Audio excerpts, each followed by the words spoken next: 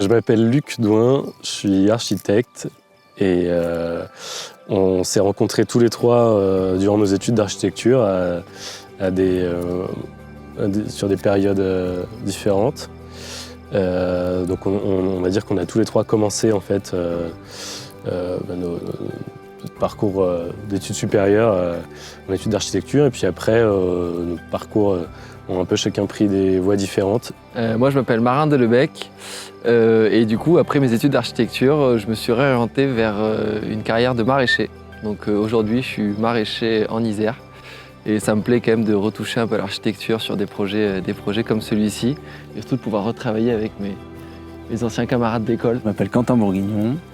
Donc comme l'a dit Luc, j'ai étudié l'architecture et fini mes études à Lyon. Et je suis ensuite parti à Bruxelles où j'ai travaillé pendant quelques années en tant qu'architecte. Et il y a 2 ans de ça, j'ai quitté le monde de l'architecture pour me consacrer à la charpente et passer un CAP.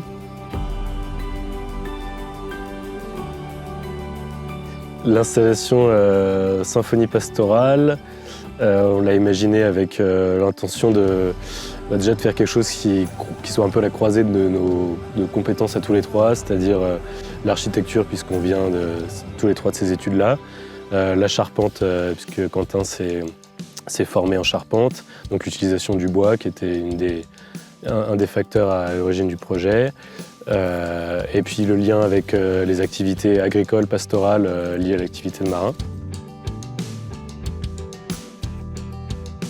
En utilisant la forme architecturale du clocher, son archétype, l'idée qu'on voulait donner, le sens de l'œuvre qu'on voulait lui donner, c'était de déplacer l'épicentre qu'il y a dans les villages avec les églises pour le remettre dans des environnements qui font vivre les campagnes aussi, qui sont les zones pastorales où il y a des paysans qui travaillent, des bêtes qui grandissent, qui se nourrissent de ce territoire. Et nous, c'était un peu vraiment remettre l'accent sur ces territoires-là qui nous semblaient importants.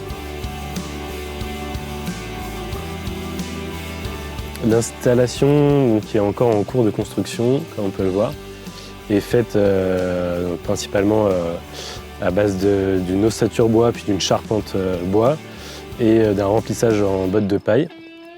Donc, comme on le disait avant, il y avait aussi la volonté de réfléchir un peu à l'impact des ressources utilisées et à mettre en avant des ressources locales et puis si possible avec une faible énergie grise. En parlant des matériaux, on tient à remercier les différentes personnes qui nous ont permis de nous approvisionner, notamment la scierie qui était donc un super partenaire. C'est une scope qui s'appelle l'ACDC à Saint-Quentin-sur-Saucillanges, qui est assez jeune et qui a un beau projet de scierie locale. Et puis les parents d'Isabelle Martin qui nous ont aussi mis à disposition plusieurs cloches, ce qui n'était pas gagné d'avance de trouver toutes les cloches nécessaires.